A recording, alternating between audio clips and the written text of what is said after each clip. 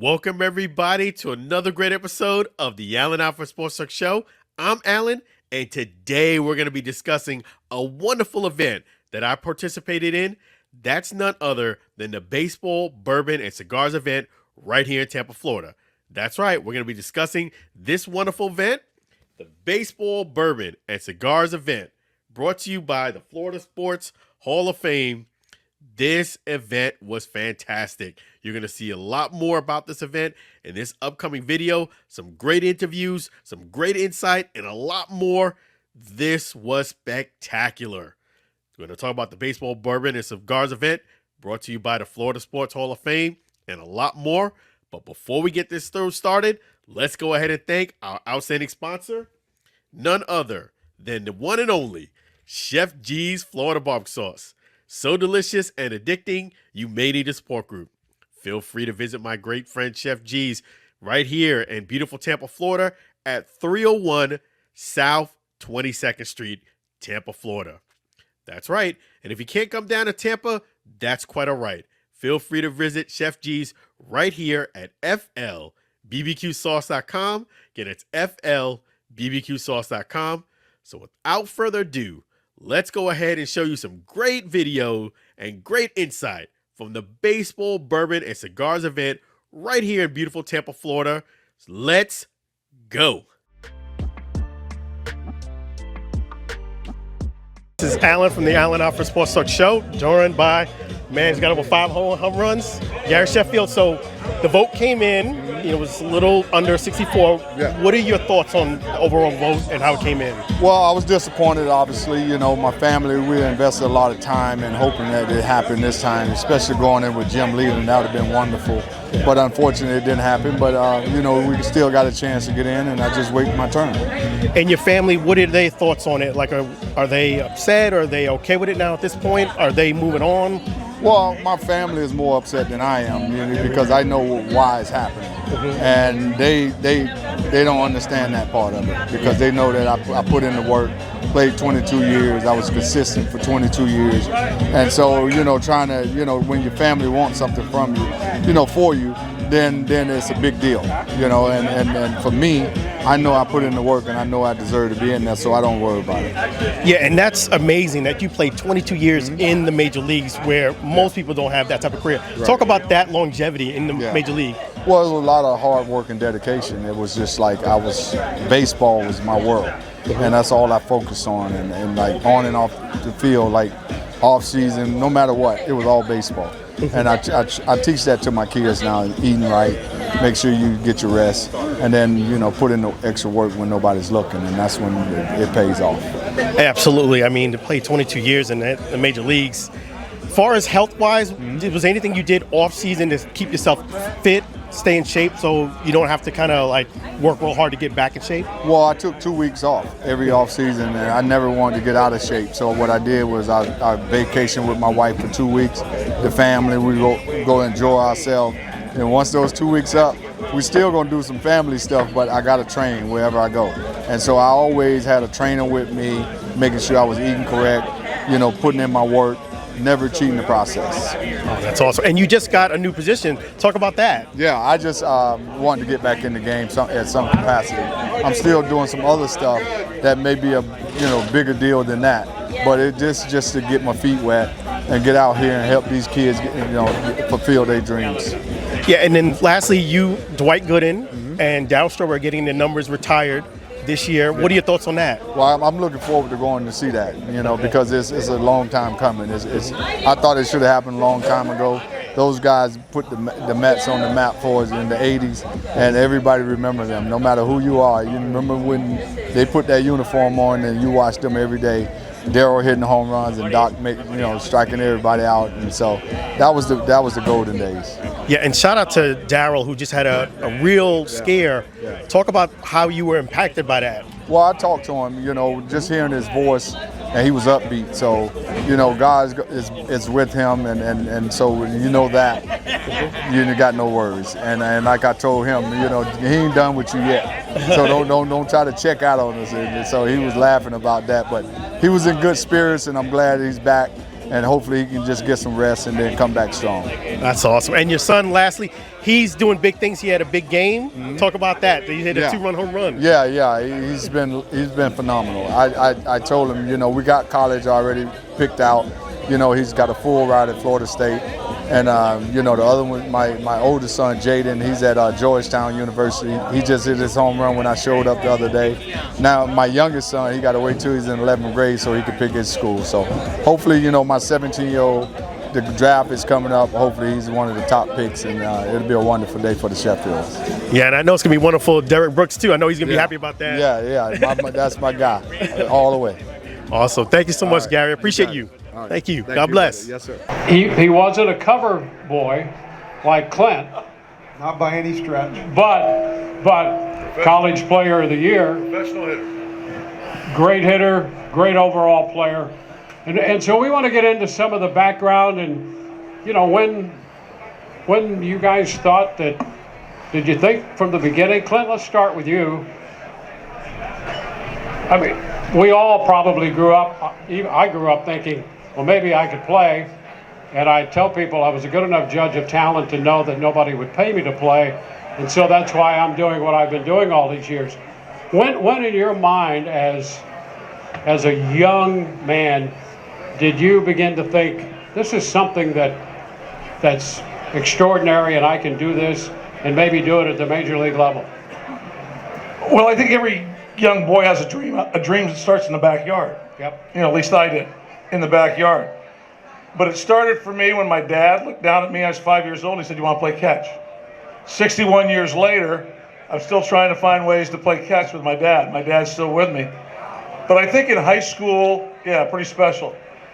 In high school, we had a all-state fullback football player named Waldo Williams, who was also the catcher for our baseball team. All the professional Major League scouts were there to watch Waldo. I just happened to be a sophomore who made the team.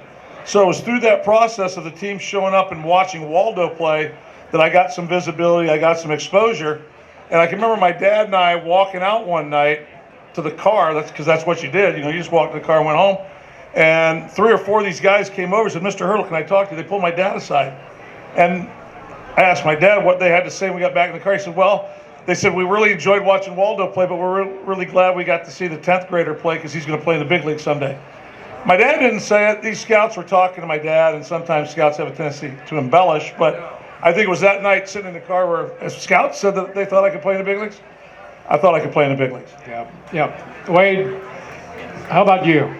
Well, I have to go back to 1963. I was in Brunswick, Georgia, and I had just made my Little League team. And I was playing against 11 and 12-year-olds, and I was 5 years old. And this was kind of neat because my dad, who was all Air Force and fast pitch softball and all those good things, he taught me how to hit and how to play the game the right way. And I spent my Little League years playing against people that are older than me, which was a great opportunity. Don't get me started with the travel ball and all of that, because we'll start sticking knives in our neck and everything like this. But the thing about it is you don't get any better unless you play against kids older than you. And that was the opportunity that I had when I played Little League. And then once I got to the big leagues, I was playing against guys that are a hell of a lot older than me, thank God. But that was the first recollection that, wow, if I could play against 12-year-olds, I think I got a chance. Yeah. Dave, again, coming from a hotbed of baseball here, I think you probably saw early that you were gifted as well. Alabama, national honors, the whole thing. So how far back do you go when you realize maybe I've got something special? When I first started, I didn't have big league dreams. I just wanted to be the best player on my team, hopefully make the all-star team. But I started a lot like Wade did. Where I was with my brother, my older brother who's here tonight, Joe, 4 years older than me. My dad was his coach, so when he started playing, I would go to the Little League practices and practice with the kids that were older than me. And that was huge for me, so that when I first started playing, I was ahead of the game. I was already playing with kids that were older than me, so now when I was playing with kids my age, I was pretty good. But I went through periods of time where I wasn't that good. You know, when I got to 13, 14 years old, I didn't make all-star teams, so I worked really hard, got better, played the other sports, which helped a lot, which a lot of kids don't do nowadays, and just wanted to be the best player on my team. And I just went with that as I went through high school, eventually went to Alabama, and hopefully would get drafted, and it happened for me. Yeah, that's interesting, and maybe any and all of you could address this, because there are a lot of young players who do now seem to specialize in one sport. You played multiple sports, the rest of you guys too. How did that help your development overall? Let's go to I'm still a big advocate of a young player, male or female, playing multiple sports. You work different muscle groups. You actually work different parts of your brain. Some teams are bigger than others. You know, my son took up crew. It was his first team sport, so he got to learn the dynamics of being on a team through crew. 8 men in the boat, 4 men in the boat, 2 men in the boat, how to work together, how to get along. I always wanted to grow up to be Joe Namath. That was my goal in life, to be Joe Namath. And that didn't happen. But I wound up taking over the kicking duties my senior year in high school. And my dad actually, my sophomore year, made me quit playing basketball because of the different surfaces. And the hard surfaces put a damper on my knees. And so I played football and baseball. And along those lines, wound up making All-State in football as a kicker, and I'll say as a baseball player, but here and there, people nowadays sit there and go, I only want my son to play baseball. Well, that's great. But you sit there with this young gentleman who plays on the high school team. He takes lessons twice a week. Then he plays on a travel team, and they require this. And the next thing you know, he has 3 weeks off. Completely burnt out. Give him another option, please. And I'm not saying go to wrestling or anything like that, but things that give them another option. Don't sit there and burn these kids out and the cages and lessons and what you're doing, because that when that pilot light goes out, believe me, it goes out. Dave, how about you? Yeah, I played basketball and baseball. You know, I'm going to echo what these guys said. There's kids getting burned out. They're 13, 14, 15 years old, and they're sick of playing baseball. Some of these kids are playing 120 games a year, and they're not playing the other sports, and they're not allowing them to play the other sports, some of these baseball coaches. So I think you have to be a well-rounded athlete. I think there's different lessons you learn in the different sports. Like Clint said, when you're playing with 5 guys or 4 other guys on the court in basketball or 10 other guys on the football field, it's a different dynamic, and they need that. Because I think the guys that I had as a coach in the major leagues, the guys that I always gravitated to, and I always felt like they were the guys I wanted up the bat in those crucial situations, were the guys that were multi-sport athletes. So it's too bad, because they're forcing these kids to just play baseball. Let's go back down memory lane a little bit. Dave, we'll start on this end this time. Tell us when you got the word that you were going to the major leagues, the feeling about that, the experience of that, going forward, knowing that this is the goal that you're finally achieving. What was that like for you? I was scared to death. I was in AAA with the Tidewater Tides in the Mets organization, and we had just gotten eliminated from the playoffs, and my manager called me in, actually called 3 of us in, and said we were going to the big leagues. And I was like, oh my God, New York City, I got to meet the team in New York City, and I'd never been to New York. And so it was scared to death, but anxious and ready to get it going. And I just so happened my first major league start was in the game that we clinched the division against the Chicago Cubs. And ended up winning the division. I ended up playing for Keith that night and got 3 hits, and so it was a baptism through fire, for sure. Wade, that was your goal from the beginning. Give us your feelings, your reaction. Well, for all of you guys out there that understand where Al Lopez Field is, March 30th, 1982, the Boston Red Sox are coming in to play Cincinnati. And Ralph Houck was my manager at the time, and I was leading off the game. And I walk up to the plate, and a guy by the name of Johnny Bench sits there and goes, "Hey, kid, I had a chance to make it this ball club?" I said, "I don't know, Mr. Bench." He says, "Don't call me Mr. Bench, call me Johnny." I said, "No, sir, I don't have enough time in this league to call you Johnny." He goes, "Well, let me be the first guy to congratulate you in case you do." I go through the game, I go into the locker room, and I get called into the manager's office. Charlie Moss, our trainer at the time, says, "Skip wants to see you." I walk in. He says, "Boggsy," he says, "you really impress a lot of people in spring training." And I knew right then I was going back to AAA. And when they say that, you're going back to AAA. And the next thing I knew, he goes, "You know what? You opened so many eyes, you're going north with us." And I didn't even know what that expression meant. I said, "Am I going north to Pawtucket?" Which was AAA at the time. And he says, "No, kid, you made the ball club." And at that moment, I started crying. And oh my God, here they come. And I said, "Oh, I got to go outside and tell my mom and dad."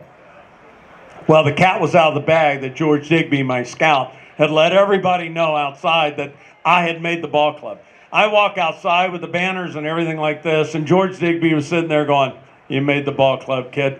And my mom and dad were just absolutely bawling, as long as I was too. We were all crying, and I looked at my dad, and he goes, "Son, we made it." And I said, "Yes, sir, we did.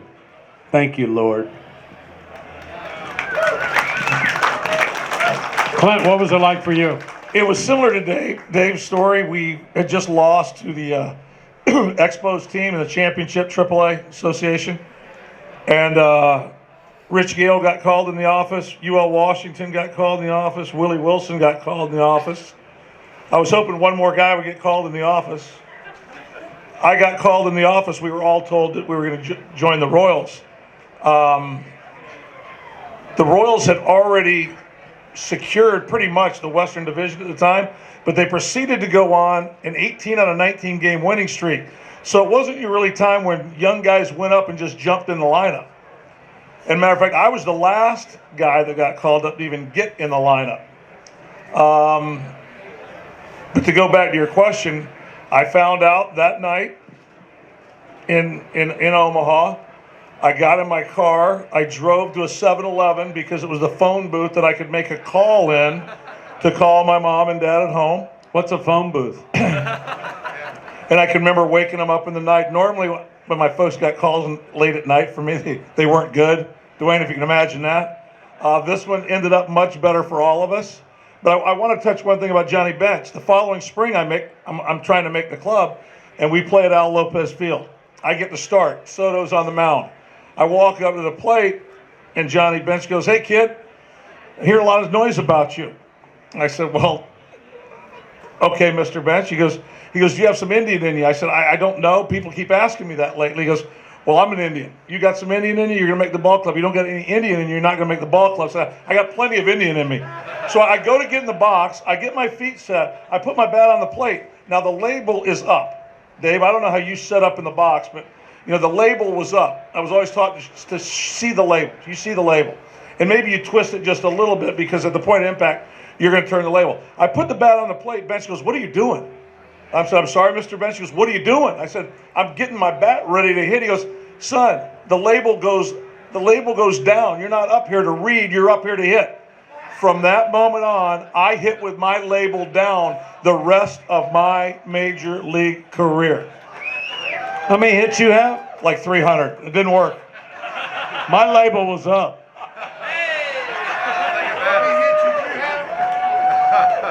3,000. Wade and I got 3,310 hits together. That's how we're rolling tonight. If it ain't up, it's down. Clint, you're the one guy up here who managed, and the difference for you as a young player, handling young players as a manager, and delivering those kinds of tidbits and information to them as to where they were going to go or where they weren't going to go. How did that go for you as a manager? You know, I do think we're prepared for our future through our past if we paid attention. There was a lot of my past I didn't pay attention to. I was on a much stronger learning curve as my career developed. I had to mature a lot. I took a lot of things for granted. A lot of hard lessons along the way. Some great things happened as well. However, the day I got named a manager in the big leagues, there was a big roar somewhere. All the guys that I played with before, they go, what in the hell's going on? How is he managing anything? Because there was a time in my life I wasn't able to manage myself.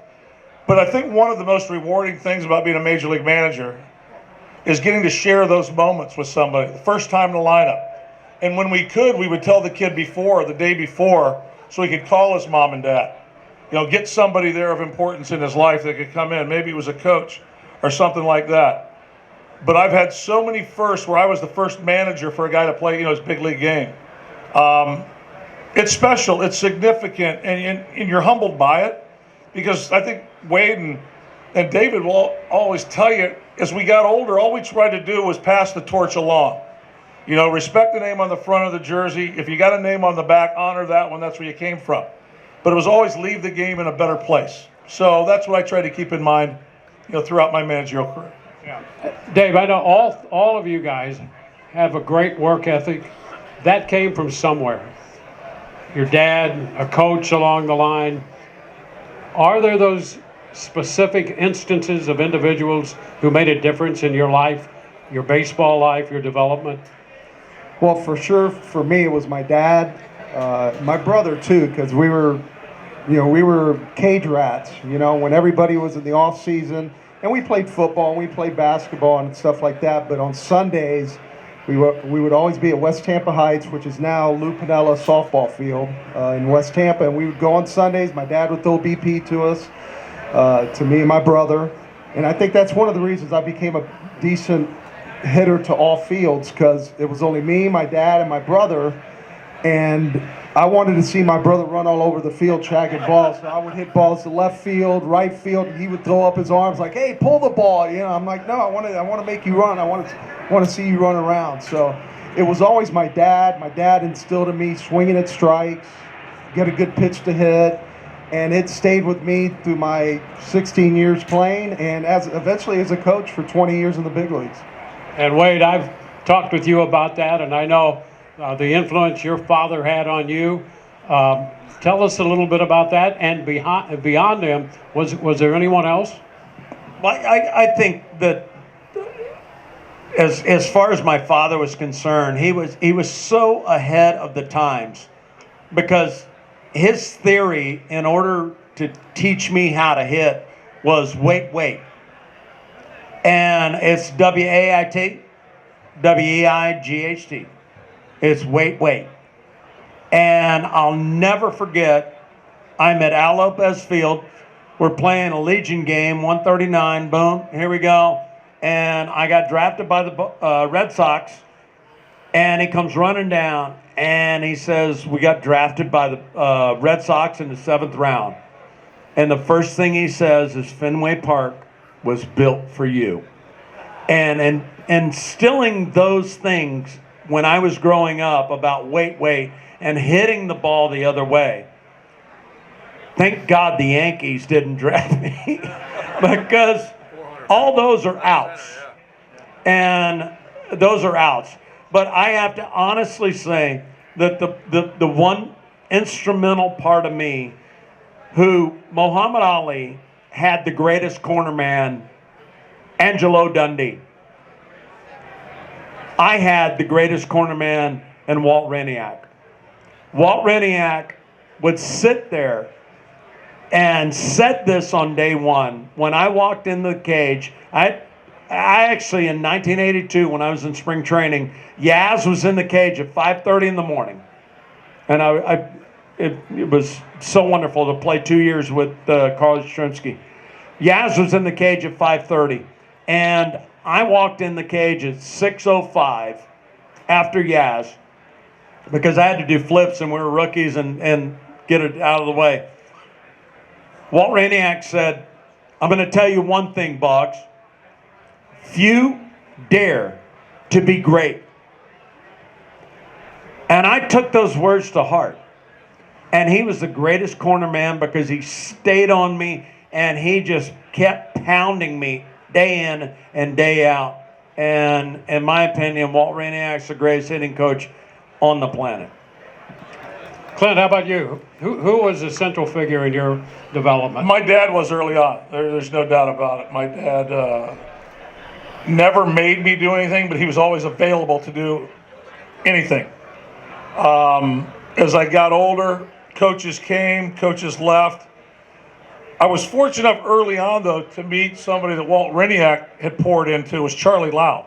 I worked a lot with Charlie Lau early on, and from a foundational standpoint, Charlie's way of hitting was nothing I'd ever experienced. But when you're on a team with Brett, McCrae, so many other guys that were disciples, for lack of a better word, they also could hit a little bit beforehand, but they molded themselves to one way of hitting. And actually, there were years where everybody in that lineup from 1 through 9, because we had the DH, we looked alike. We set up alike. However, I also got to work with Ted Kluszewski as a hitting coach, which was a completely different dynamic. And I think every hitting coach that I experienced from that point after, there was something to take, something to learn from. And truthfully, I've got some players that'll tell you the same thing about it. Some things I'd never do, some things I'd never teach that were important to them, though. So I do think the more questions we can ask, the more people that we can watch. And the best hitting coaches for me, they never told you anything they thought was going to hurt you. They would suggest things, but at the end of the day, you had to go perform. And they were consistent encouragers. And that's one thing I've tried to keep in place, just be a consistent encourager. They say that sports across the board, and I think baseball is this way maybe more than any other sport because it's a process as opposed to a particular event that's going on as a whole season. Let's talk about highs and lows. Dave, if you had to look back, what was in your mind? Do you have a moment that was the greatest moment in your career? Well, I mean, that's a tough one. I mentioned earlier my first big league start. I had no idea I was going to play. We were coming back from St. Louis, I believe. And Davey Johnson came up to me on the plane and said that I was going to start the next day. And I knew ahead of time that it was possibly the game that we were going to clinch the division. So I was like a nervous wreck. First big league start, it was going to be a packed house, Doc Gooden on the mound. So I ended up having a good game, drove in some runs, had a standing ovation, curtain call in the dugout, my first big league start. So I'm like, it could only go down from here. So that was probably the highest point of my career. Yeah, that's great. Wade, how about you? You called it. That was pretty spectacular. You called it. I was told in the minor leagues that I would never play in the big leagues. I would never play third in the big leagues. And I was sent home after winning a batting title in AAA and went to Puerto Rico and had to play in Puerto Rico. But I was always told that dreams don't come true. And I'm the biggest dreamer on the planet because I was always told I was too slow, didn't have enough power, can't feel. I was a first ballot Hall of Famer. But with those words said,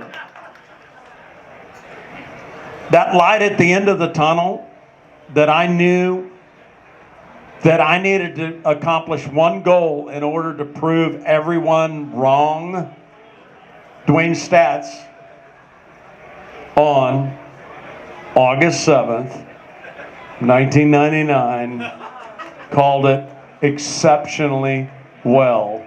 That the Vegas odds, believe me, Vegas odds did not have that in the thing. I thought I was going to get a 29 hopper through the hole, but it was a wonderful night. It really was. Yeah. Hit number 3,000, first man to hit a home run for hit number 3,000 of his career. Yep. Clint, on your side of things, give us the high. Well, as a player, it may have been, it wasn't even an event.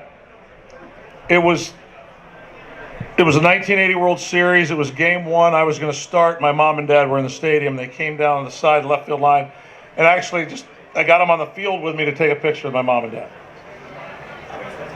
That moment happened in the backyard when I was 5. I was going to play in a World Series. And for my dad to be able to be there with me, my mother to be able to be there with me, was pretty incredible. Now, 2007, I get to manage a team in the World Series. My mom and dad come down the field, take a picture with me. 2010, I get to coach a team in the World Series, the Texas Rangers, and my mom and dad got to come down on the field and take a picture with me. Now, my point being, this is the one, I think it's going to build me up, and then the reality kicks in. There's not many people in the game that have been to a World Series as a player, a coach, and a manager. Not many. But a smaller number is to get to the World Series 3 times as a player, coach, and manager and not win a damn one of them. Well, you got that going for you. Yeah. Ladies and gentlemen, these 3 guys are great. I think they've given us insights that we've all wondered about. I know as a broadcaster, having not been on that field in their situations, how I have great appreciation for it. As I said, in high school, I figured out there are a lot of things I couldn't do on the field that would impress many people. And they continuously have impressed me because it's such a select group. The odds of coming from the state of Florida, the state of Missouri, California, and Florida and California, Texas supply a lot of talent. But the odds are unbelievably against that, and these guys have beaten the odds. And I'm in awe of Major League Baseball and the guys who make it to the major leagues for one day, and to have distinguished careers as long as they've had. I just look at them again in awe and appreciate that and applaud them. I applaud them for what they've done. They've shared that with us tonight. Thank you, fellas. We really appreciate that. Let's get Dewayne Staats in the Hall of Fame. Fort Frick, right? Let's get Dewayne Staats in the Hall of Fame. He deserves to be in the Hall of Fame in Fort Frick. Absolutely, 1,000%. I'm starting this petition today. You go online and sign it. I'm right there with you. Thank you very much. I appreciate it. Thanks for your attention, and thank you for supporting this event tonight and this cause. We certainly appreciate it.